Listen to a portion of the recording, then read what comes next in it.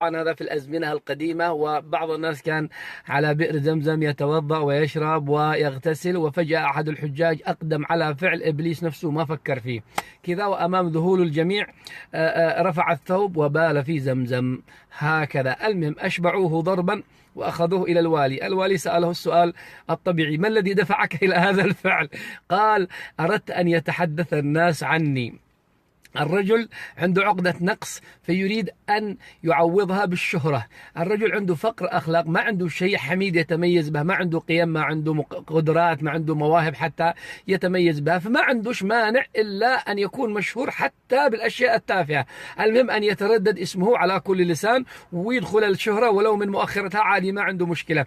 البوالين في زمزم في زمننا الحالي وفي مواقع التواصل الاجتماعي ملآنين، مجردين من الفضيلة، ما عندهم عقد نقص، ما عندهم فضيلة، ما عندهم قدرات وقيم ومميزات يعني ممكن أن يشتهروا بها، فيدخلوا للشهرة من مؤخرتها، إما عن طريق القفز على ثوابتنا بالسخرية من الآيات، بالسخرية من النبي صلى الله عليه وسلم، وبعضهم يلجأ إلى الإلحاد وترديد عبارات كفرية والخروج عن المألوف وخالف تعرف وهكذا.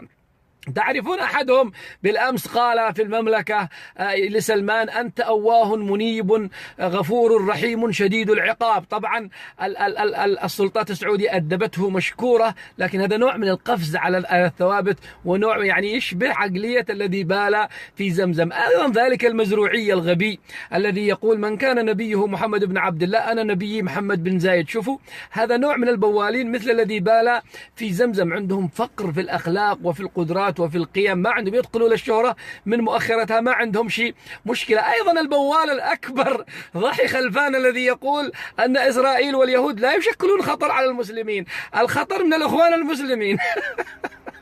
بوال قذر.